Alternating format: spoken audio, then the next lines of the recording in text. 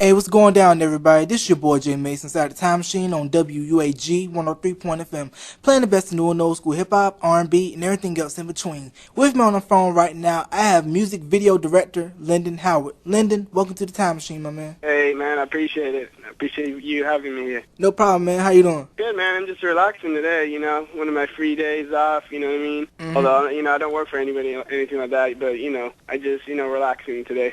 Alright, now let's go ahead and get this interview started. What made you want to get into the music video game? You know what, to be honest, I started in the music business before. I was an A&R and whatnot, and, I honestly got fed up with, the shadiness of the industry, and, it hurt me to kind of step away for a bit, but, I still wanted to be in it, and then I also wanted to be in film, so I was just kind of thinking, what can I do? And then, I put music and film together, and I said, music videos. I said, all right, well, cool, I want to direct movies down the road anyway, so, so I gave it a shot. So I went to school at a school called MVCI that was taught by a director named Alan Calzati, who won various MTV awards, and he taught me. I went to school there for a while, finished that, and then I went to New York for a conference called the CBC conference.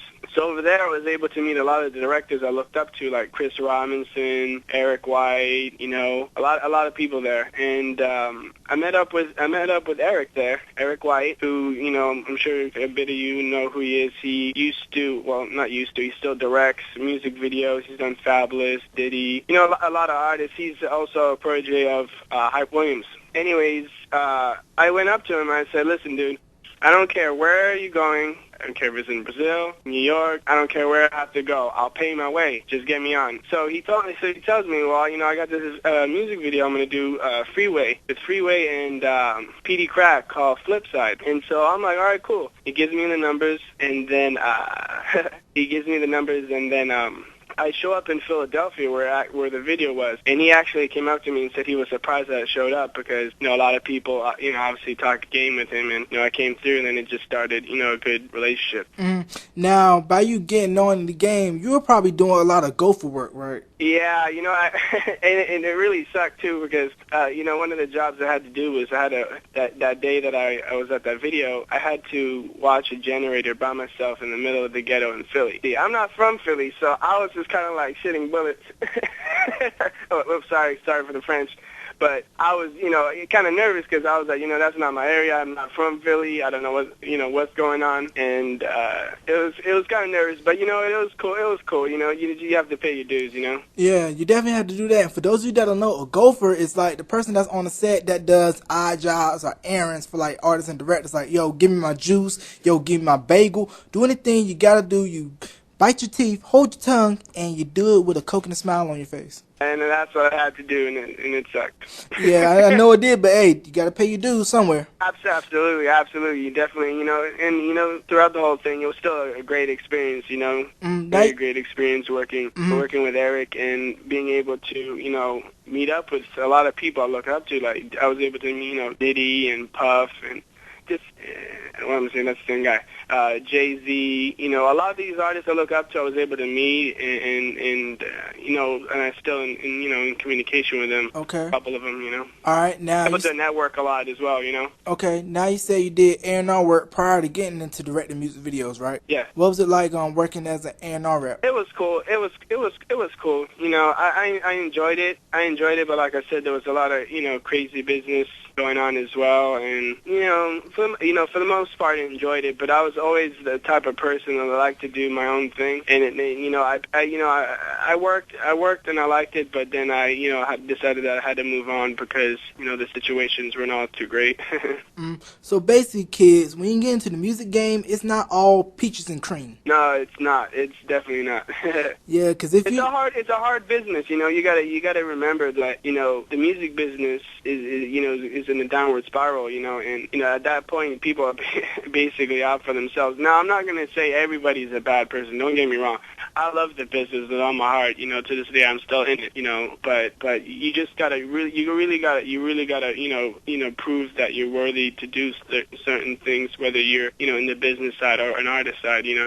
So it's like you got to compromise in a way. Yeah, you definitely. A lot of people hit me up on MySpace asking me for advice, and about, being an artist and whatnot. And you know what? It kind of troubles me that a lot of these artists really have a bad picture about the industry in this regard. Like, for instance, for one thing, an artist that, an artist will come to me from, let's say, in the middle of Milwaukee, all right? So, Milwaukee right now has no name in the hip-hop industry, but, these labels look for artists everywhere. It doesn't matter whether you're in Milwaukee or New York or LA or Montana, if you can prove that you can sell records, you know what I mean? If you can prove that you can sell records in your city and then branch out to your state and whatnot, you will be heard no matter where you are. No matter where you are. It'll be a done deal. A lot of artists think, well, I got to be pushed, I got to have this door open for me and whatnot. No, I'm the type of person who's like, you know what? If this door is not going to be open, I'm going to knock it down. Right. And that's what you got to do. So basically, and these labels will respect you a lot more. Right. So basically, gone are the days where you driving maybe 3 to 4 to 5 hours up to New York and shop a demo. It's better off to build a grassroots following. Yeah, well, in talking about demos, the A&R division of most labels are being shrunk. A lot of these A&Rs are being let go, and whatnot. So the actual A&R division is shrinking by the day. Wow. Shrinking by the day. So getting demos, is really, they're not looking for demos. They're looking for proven sales. Oh, wow, this music's hot. Oh, wow, he sold this many records. Cool, let's talk to him. And basically, you got different artists, different great artists right now that are selling millions of ringtones and singles off iTunes, but won't sell, more than 50,000 albums in their first week. When that used to be nothing. Right. Yeah, because basically, kids, if you want to get in the music game, get your music business game up and get your BMI and ASCAP registration game up. Absolutely. So you go ahead and get those nice little quarterly checks. Now, explain to me the influence of pioneering urban music video directors such as Lil X and Hype Williams and Lionel C. Martin. Well, I used to, I used to watch music videos religiously. Like, I used to be, glued on the screen, and a lot of my influences, as far as music directing is Hype Williams for sure, Chris Robinson, Brett, who directed Rush Hour 2 and 1 and 3 and whatnot. He was a music video director before. I definitely was a big fan of his. Eric White, who I ended up working under, and I watched all of them. Benny Boom, all of them. I really watched all of them. I was glued in front of the screen. So pretty much while you was watching WUAG and Hype did the fisheye lens, you were taking notes, right? Basically, and I take notes. I used to love watching the shows that were behind the scenes of how the video was made, and then sooner or later, when I started working with Eric White, I was able to be there. I was able to be there behind the scenes and able to absorb everything, and I proved my worth. Like I said, I was working for free, and not only that, I was paying for myself to go to wherever we needed to go, and I was paying for my hotel until Eric and Roger Hubina, who also put me under his wing on the producing side of videos, they saw that I was worthy to actually work with him, so that's when they started paying me. I didn't have to pay for myself anymore. All right. And Eric trusted me a lot, so he made me his go-to guy. Okay, now when you're directing a video, do you sometimes have, like, when you listen to the song, do you already have video vision out in your head, or is it like a collaboration between you and artists to where you want the video to be? Sometimes an artist will come with an idea, and I'll, take it further, or, sometimes an artist will just say, hey, this is a song, can you write something, can you write a treatment?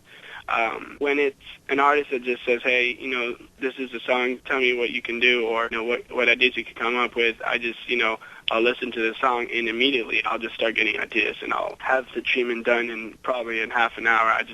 I write pretty quick. Not that I'm not careful or whatnot. My ideas just come by really quick. And so that's usually what happens, but for instance, like the Crooked Eye video, Boom Boom Clap, Crooked Eye had an idea, a rough idea of what he wanted to do, and then I, implemented some of my ideas, and it became a hot video.